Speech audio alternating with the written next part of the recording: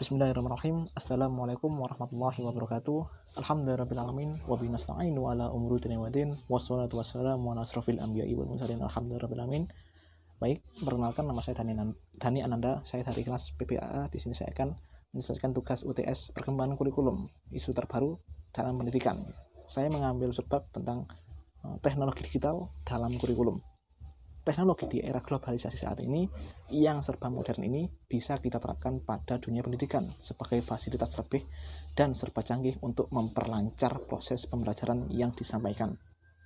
Di sini pentingnya teknologi digital untuk selalu diikuti perkembangannya.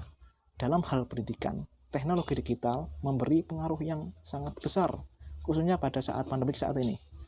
Karena bagaimanapun kita memerlukan teknologi digital untuk agar proses pembelajaran tetap berjalan. Biasanya pembelajaran yang dilakukan secara tatap muka kini harus melakukan proses belajar mengajar dalam keadaan secara online demi memutus rantai penyebaran COVID.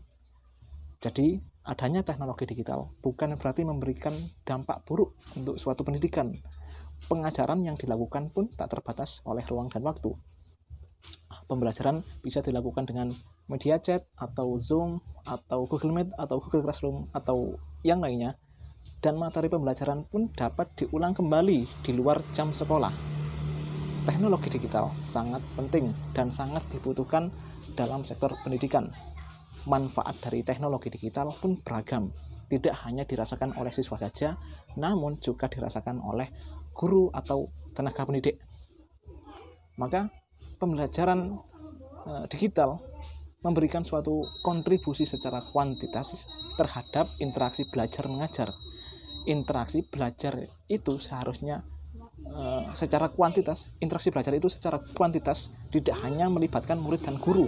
Melalui digital learning, interaksi akan terus terjalin antara peserta didik dengan peserta didik lainnya atau peserta didik dengan guru melalui berbagai media, dilepas dari dampak negatifnya ya. Begitu pula dengan kurikulum. Kurikulum merupakan jantung dalam penyelenggaraan pendidikan.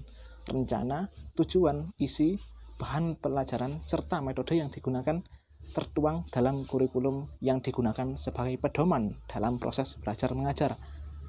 Baik buruknya hasil pendidikan ditentukan oleh kurikulum yang mampu membangun kesadaran kritis terhadap peserta didik. Pada saat seperti ini merupakan sebuah tantangan baru bagi perkembangan kurikulum. Pasalnya bagaimana? Karena pendidikan yang seharusnya berjalan dengan normal, dengan sesuai dengan kurikulum yang telah ditentukan sebelumnya, kini harus melakukan perkembangan dan menggabungkan suatu pembelajaran dengan teknologi digital. Kurikulum pendidikan saat ini harus dapat mengetahui apa tujuan kurikulum, apa isi suatu materi yang akan diajarkan, dan bagaimana strategi pembelajaran saat ini sesuai dengan komponen kurikulum agar siswa mampu tertarik dan semakin belajar dengan sungguh-sungguh walaupun dengan keadaan yang seperti ini. Serta kemudian melakukan evaluasi, perbaikan untuk menyempurnakan kurikulum pendidikan di era yang akan datang, dengan tetap tidak meninggalkan suatu asas yuridis dari kurikulum tersebut.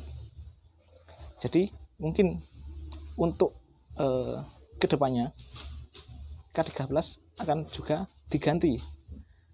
Yang sebelumnya kurikulum K13 mungkin saja akan berganti seiring dengan perkembangan zaman, seiring dengan perkembangan teknologi. Jadi untuk agar pendidikan di Indonesia, di dunia ini terus dapat bersaing dan pendidikan dapat berjalan dengan lancar dan melakukan evaluasi yang terbaik untuk kedepannya agar pendidikan kurikulum, terutama kurikulum, semakin berkembang dan semakin cocok untuk zaman kedepannya. Mungkin itu saja dari saya. Apabila ada kesalahan, mohon maaf yang sebesar-besarnya. Ihdinas siratal mustaqim. Akhirul kalam. Wassalamualaikum warahmatullahi wabarakatuh.